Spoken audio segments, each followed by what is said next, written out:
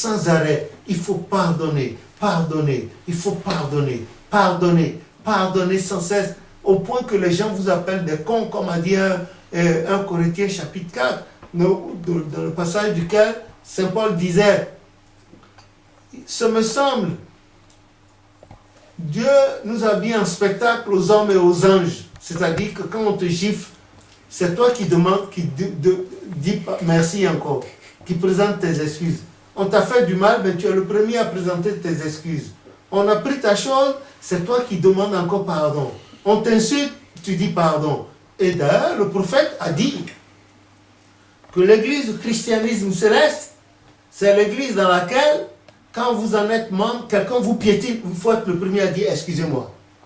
Si quelqu'un te piétine, tu es le premier à dire excusez-moi. Et je vous ai raconté son histoire, l'anecdote là, je vous l'ai raconté. Que le nom de l'Éternel soit béni. Amen. Donc, je crois que ça fait au moins une demi-heure que je parle. Donc, je vais vous passer la parole, vous poser des questions. Selon vos préoccupations, on va essayer d'apporter une tentative de réponse. Et puis, après, on va prier et puis se reposer. Oui, la parole est à vous. L'Église du christianisme céleste au soir de l'année 2019.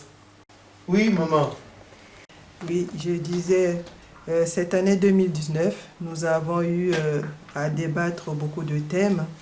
Et moi, personnellement, le thème qui m'a beaucoup touché, c'est le thème de la colère, l'amour et le pardon. Parce que c'est vrai que la vie n'est pas facile. La vie en général n'est pas facile. Et plus la vie d'un chrétien.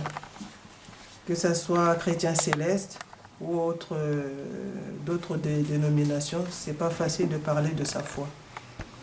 Et donc, c'est ce thème-là de la colère, l'amour et le pardon, ça m'a beaucoup, moi ça m'a fait beaucoup de bien parce que bon, avant, je m'énervais beaucoup, vraiment très beaucoup. Et au fil des ans, j'ai commencé à être moins coléreuse, moins irritable, et ce qui m'a amené à avoir une attitude souvent une attitude passive. Mais en réalité, je ne suis pas tellement passive. Je prie à l'intérieur de mon cœur le plus souvent. Donc ce thème-là, quand on l'a abordé, je me suis dit, tiens, voilà. Donc la colère, le fait que je lutte à ne pas m'énerver, donc je suis quand même dans la bonne voie. Parce que j'étais vraiment très coléreuse, je ne regardais pas si c'était un enfant ou un adulte, je m'énerve et puis je boude, même à un enfant je boudais. Mais au fur et à mesure que il y a des choses qui se sont passées dans ma vie, j'ai commencé à lutter contre la colère. Et quand on a eu ce thème-là, je me suis dit, tiens, donc c'est bon. Et ce qui avait été dit ce jour-là, par exemple pour la colère, quand on se met en colère, on n'est pas bien. On n'est pas vraiment bien, on n'est pas bien dans son corps. Et des fois même, on a honte. Parce qu'on s'énerve deux fois sur une chose que la personne nous dit qui est juste. Mais on s'énerve pour ne pas... Comment dire, pour ne pas pour ne pas donner le raison à la personne, on s'énerve, on parle plus fort. Et en fait... Voilà, ce sont des attitudes qui rendent mal, quoi, ça donne mal. Et l'amour, c'est l'amour qui est à cultiver, c'est à chaque instant. C'est à chaque instant qu'il faut cultiver l'amour. Et le pardon aussi, c'est à chaque instant qu'il faut cultiver le pardon.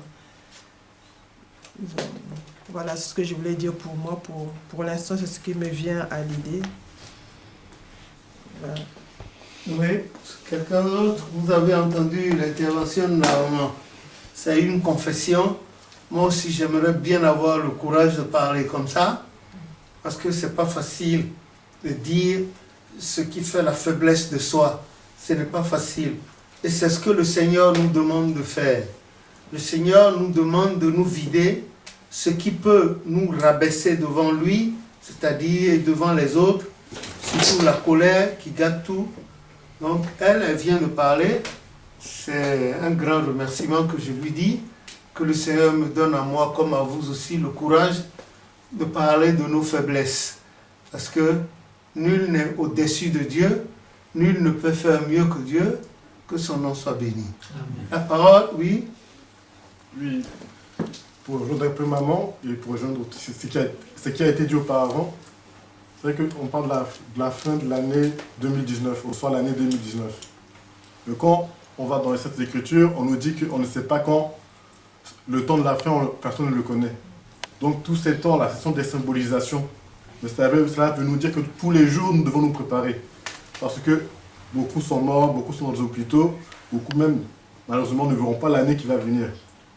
Mais il ne faut pas attendre la fin de l'année pour commencer à se mettre dans l'œuvre, qu'elle soit spirituelle ou dans le social.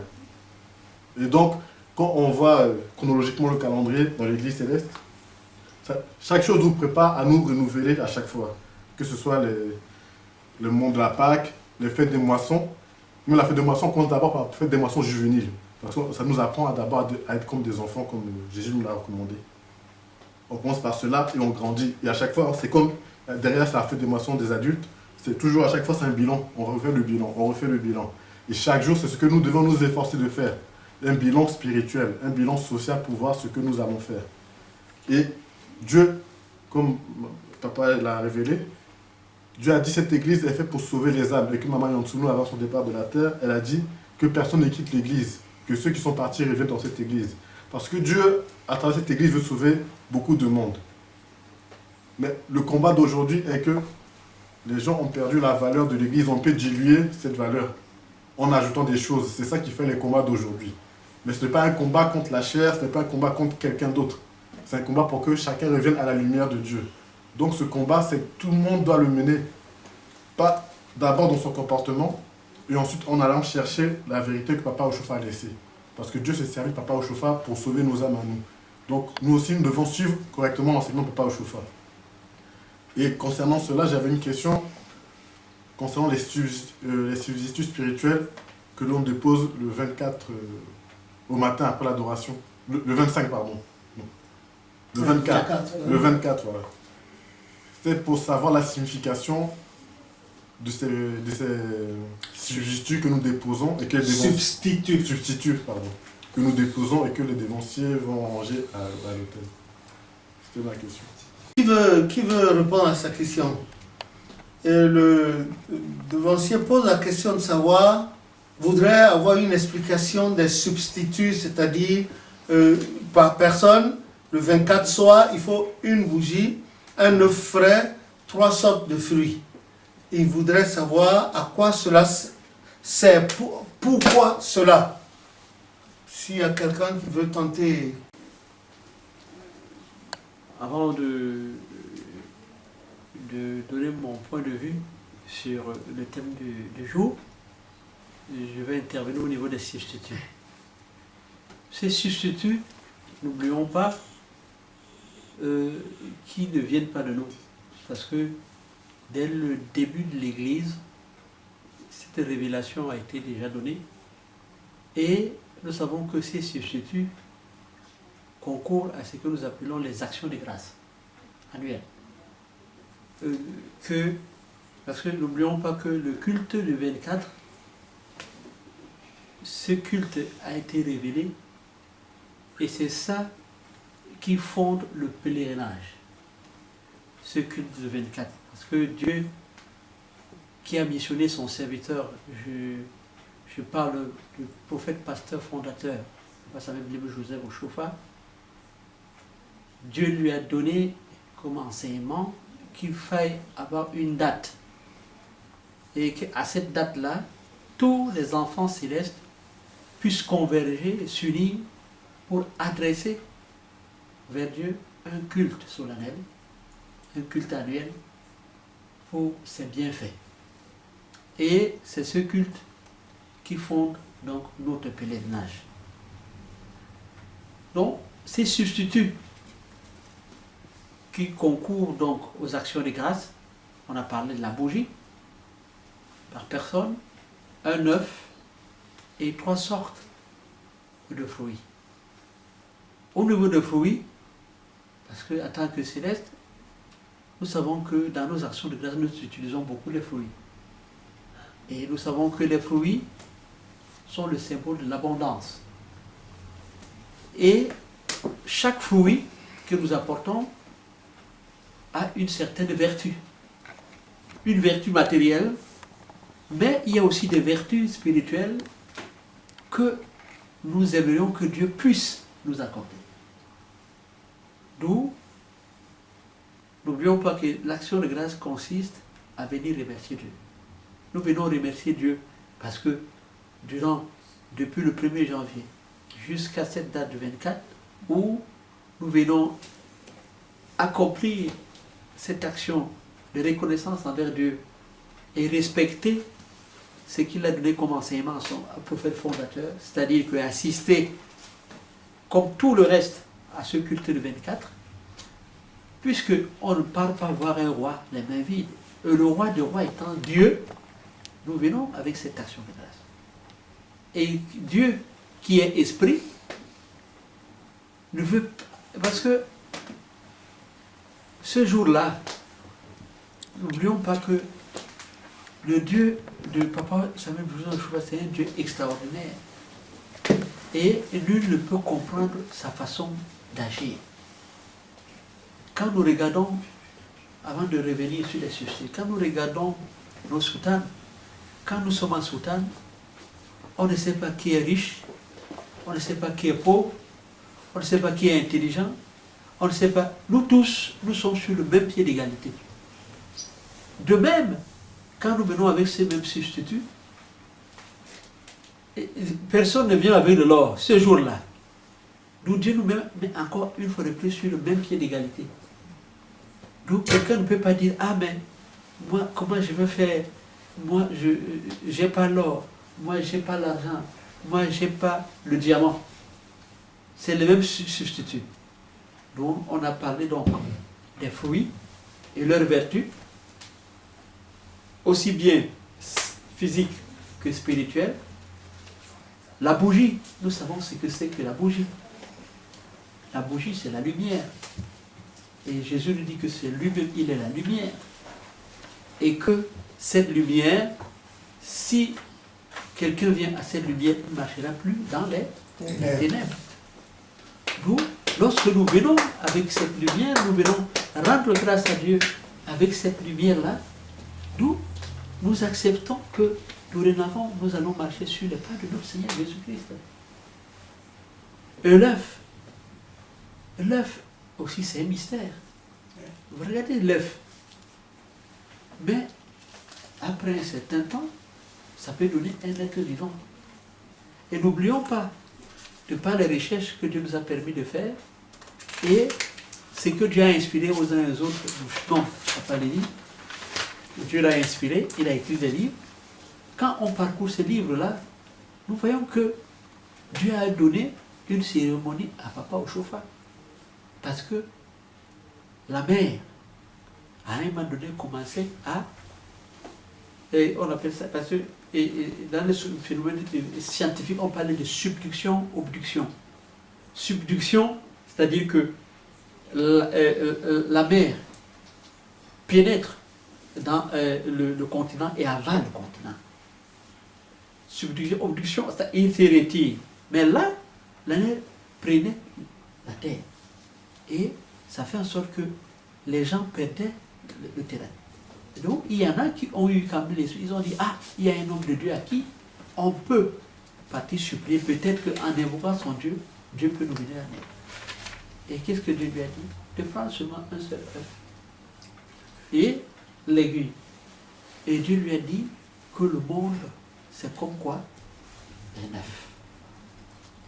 Donc, l'œuf aussi, c'est un mystère. Donc, toutes ces choses-là, nous les voyons physiquement, mais ont il y a une explication spirituelle. Moi, ce qui est frappant dans tout ce que je peux dire, c'est l'unicité. Hein? Regardez très bien, c'est seulement au cours de l'année, Dieu nous permet de faire des merveilles dans l'église. Chacun vient, il fait ce qu'il veut donner. Mais ce jour-là, Dieu nous a mis sur le même pied d'égalité. Personne ne dit que... la bougie que tu apportes et que j'apporte, c'est la même bougie. Mais la différence, ce sera la façon dont tu vas apporter, l'amour que tu vas mettre dedans, la crainte que tu auras vis-à-vis de Dieu, les supplications que tu vas élever et l'espérance que tu as envers ton Dieu. C'est ça qui va faire la différence. Mais physiquement, nous sommes sur le même pied d'égalité. Donc voilà, moi, ce que je peux dire par rapport au substitut. Que Dieu nous assiste. Amen. Merci, Clémentien, pour cette clarification que tu as menée. C'est terre à terre et c'est profond. Que le nom de l'Éternel soit béni et qu'il nous donne aussi une part de cette sagesse-là pour que nous puissions expliquer à notre manière et de façon convenable tout ce que l'Éternel a donné à Papa Ochofa, à défaut de pouvoir donner comme les 3 rois mages de l'or, de l'encens et de la myrrhe aux choses. L'Éternel lui a demandé 3 sortes de fruits, une bougie et un œuf frais. Et comme il a dit, vraiment, c'est un mystère.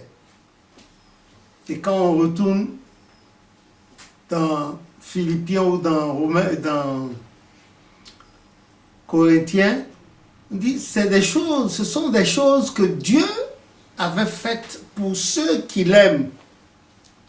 Des choses qui ne sont pas montées dans le cœur ni dans les oreilles de l'individu, mais que Dieu a réservé pour ceux qui l'aiment. Et cela nous a été enseigné par l'Esprit de Dieu, qui est l'Esprit qui sonde les profondeurs de Dieu. Donc, pour avoir ce genre de connaissance, c'est seulement le Saint-Esprit qui peut nous dire, voilà, s'il n'y a pas le Saint-Esprit, les gens pourraient aider scientifiquement. Même si la science n'a-t-elle pas pour origine Dieu, puisqu'on parle de la préscience de Dieu, de son omniscience. Et en outre, on dit, à l'Éternel, la terre, le monde et ceux qui l'habitent. Alors, la bougie, elle n'est pas une génération spontanée. C'est à partir de quelque chose que la bougie a été faite. Les fruits, l'Éternel, si on retourne dans Genèse 1, il a dit que la terre produise toutes sortes des espèces, etc., etc. Au point qu'aujourd'hui, pour avoir la banane, il s'agit de mettre un bourgeon seulement en terre. Et puis 3 mois après, les feuilles sont là, aussi larges que les oreilles d'un éléphant. Et puis quelques mois après, les fleurs, et puis la banane. Et il y a plusieurs sortes de bananes, n'est-ce pas? Ensuite, si c'est l'orange, ce n'est pas les oranges que nous faisons aujourd'hui, il n'y a plus de pépins là-dedans. Regardez comment les hommes sont idiots. Dieu, au départ, a créé sa chose avec des pépins. Et à partir de ces pépins, on peut avoir d'autres pousses. Les gens ont fait des croisements au point qu'aujourd'hui, nos mandarines qu'on appelle désormais clémentines, je ne veux pas dire Jeannette, hein. Il y en a aussi qu'on appelle Jeannette, non? Non. Ah bon. Peut-être, Bon. Non plus de pépins. Et moi, ça m'a énervé au point que, quand je vous donnais les madeleines ici, non,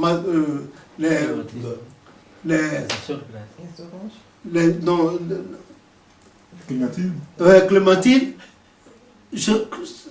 la première chose que je cherche, c'est les pépins. Quand je prends jusqu'à la fin, je ne trouve même pas de pépins. Les oranges aussi, pas de pépins. Non, et puis moi, ça me révolte. Au point que, quand je vais en Afrique, là, je cherche les oranges. Là-bas, là, c'est bio. Bio. 100%. Et vous avez les pépins dedans. Et vous pouvez faire l'expérience. Vous enlevez le pépin, vous laissez sécher un peu, et puis vous mettez là à côté. Au bout de quelques jours, vous voyez le rameau. Ça sort comme a dit Ésaïe 9, à partir du verset 5. Alors, que le nom de l'Éternel soit béni. Amen. Bon, coco, on donne, ananas. Regardez comment l'ananas est. C'est une petite tige qui le porte. Le coco, il est en haut là-bas, au moins à 3 mètres du sol, même des fois 4. Mais il n'y a pas de tuyau à l'intérieur du tronc du coco, du cocotier. Le tronc est dur, mais cependant, où passe la sève pour aller jusque là-bas? Et quand la sève arrive là-bas, il y a un gros truc qui entoure, et ensuite il y a la coque qui est dure, par où l'eau passe pour entrer dans le coco. Et quand tu prends 2 ou 3, tu ne peux plus manger, tu es rassasié. Que le nom de l'Éternel soit béni. Amen. Et qu'il nous confère ces mystères pour le laps de temps que nous avons à passer sur la terre, que Dieu nous confère ces mystères pour l'adorer et amener notre maison, notre descendance et autour de nous à craindre davantage Dieu. Comme Josué l'a dit, moi et ma maison, nous servirons l'Éternel, et que nous aussi, avec nos maisons, nous puissions servir l'Éternel aveuglément, passionnément, avec abnégation et renoncement total, au nom de Jésus-Christ notre Sauveur. Amen. Oui. Je louerai mon Seigneur, moi, ma maison et mes biens. Je chanterai son saint nom tous les jours de ma vie. Et alléluia. Je louerai mon Seigneur, Seigneur, moi, ma maison et mes biens. Je chanterai son saint nom tous les jours de ma vie. alléluia. Je louerai mon Seigneur, moi, ma maison et mes biens. Je chanterai son saint nom tous les jours de ma vie.